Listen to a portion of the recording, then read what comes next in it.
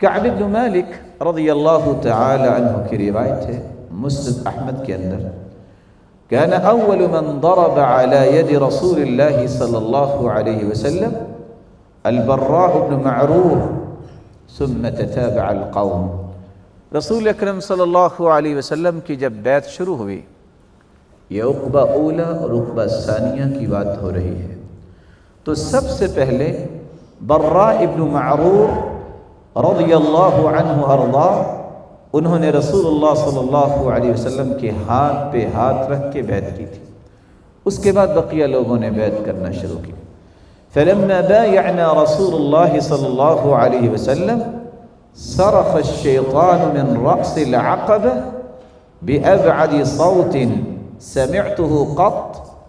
صحابی کہتے ہیں کعب بن مالک، جب ہم نے بیعت کر لی رسول اللہ صلی اللہ علیہ وسلم کے ہاتھ پر، تو اس گھاٹی کی چوٹی سے شیطان نے ایک چیخ لگائی اور بلند آواز سے اس وقت مکے والوں کو یہ کہا۔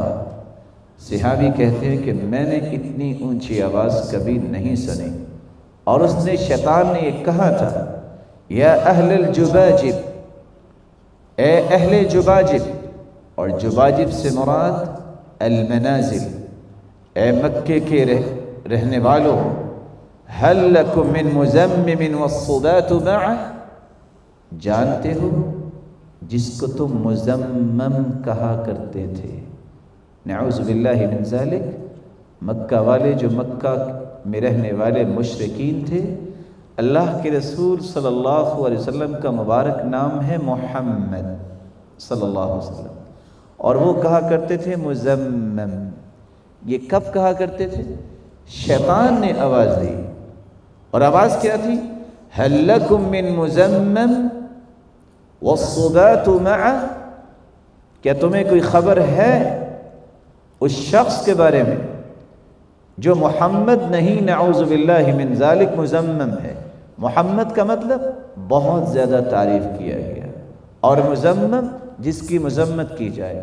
والصبات معه، اور ان لوگوں کی تمہیں خبر ہے جو اس شخص سے متاثر ہو کر دین سے پھر گئے ہیں، صابی بن گئے ہیں۔ یہ آواز جب آئی، ساتھ ہی اس نے کہا، قد اجمعوا علی حربکم، تمہیں پتہ ہے کہ آج وہ تمہارے خلاف جنگ کرنے پہ جمع ہو گئے ہیں۔ قال علی یعنی ابن اسحاق رحمہ اللہ تعالی، علی بن اسحاق فرماتے ہیں، ما یقولہ عدو اللہ محمد، شیطان نے محمد نہیں کہا بلکہ مزمم کہا ہے۔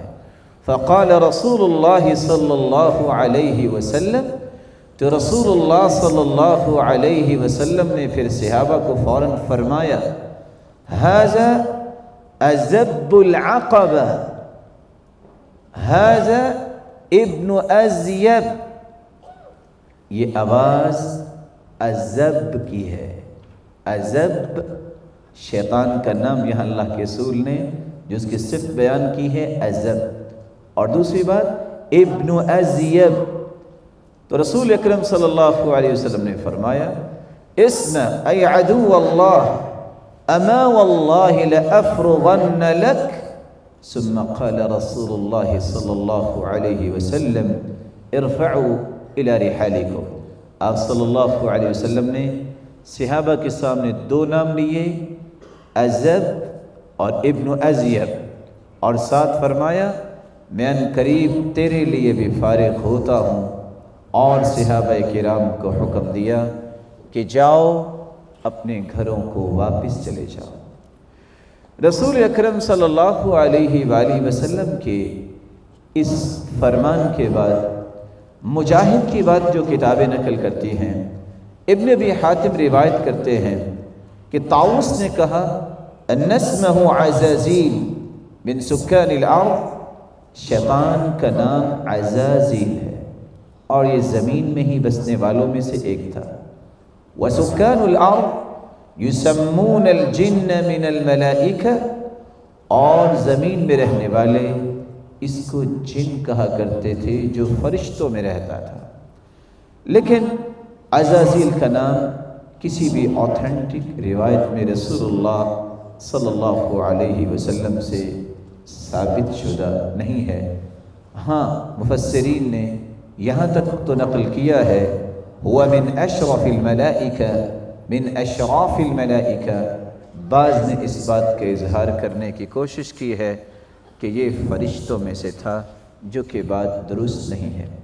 اور شاید کہ شیخ سعدی نے اسی بات کو ہی پڑھنے کے بعد، یہ سننے کے بعد یہ کہا ہوگا تکبر عزازیل را خار کرد، بزندان لعنت گرفتار کرد۔